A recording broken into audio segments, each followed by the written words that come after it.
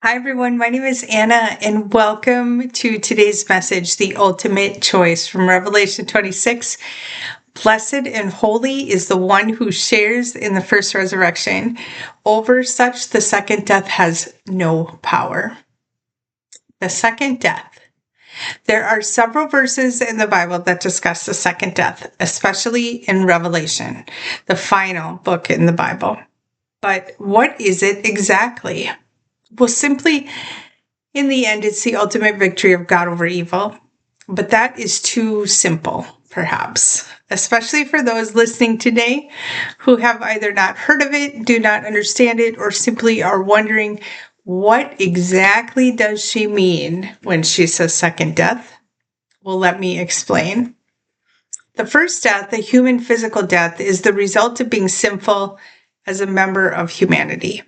In Genesis, we are warned about it, and it is caused by the disobedience of Adam and Eve in the Bible. It is the end of physical life as a human, but not as though the ending is for Christians.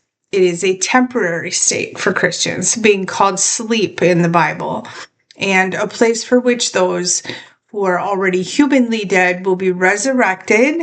And for those alive in the time of rapture, you might even get to skip this part. The second death, though, is more profound and eternal. Now, if you've been born physically and spiritually, you will have only one physical death because you have chosen God.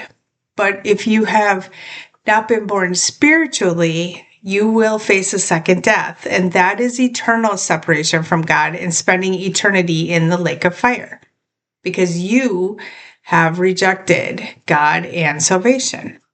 Now, when you die a human death, physically, your soul separates from your body at the time of death, but spiritual death separates your soul from the love of God.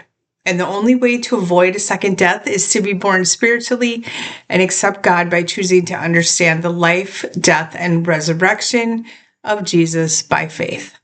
The first death is by sin and the consequence of it while living a human life.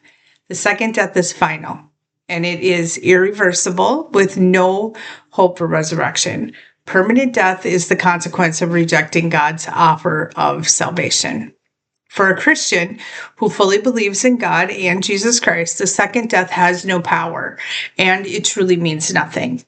There will not be hurt in the second death because of the assurance given in salvation, accepted in faith.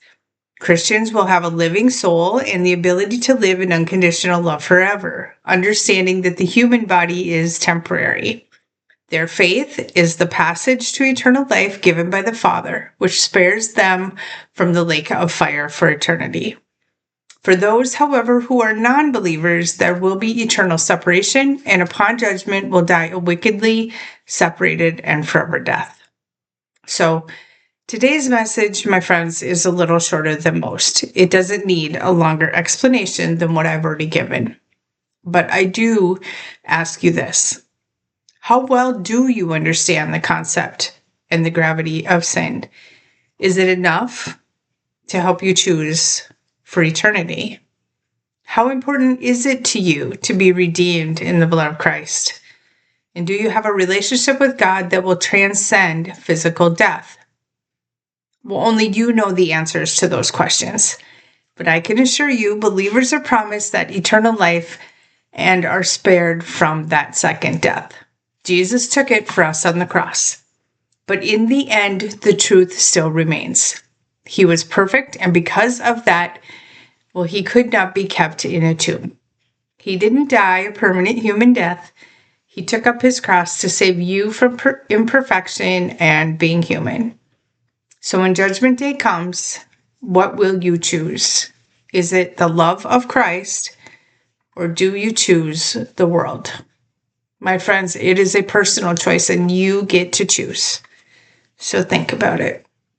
In a world where you could be anything, choose to be love. Love is the answer. If this resonated with you, please like and share my post. And thank you for your donations to My Divine Mission and for helping me to keep my messages alive. I'll see you tomorrow.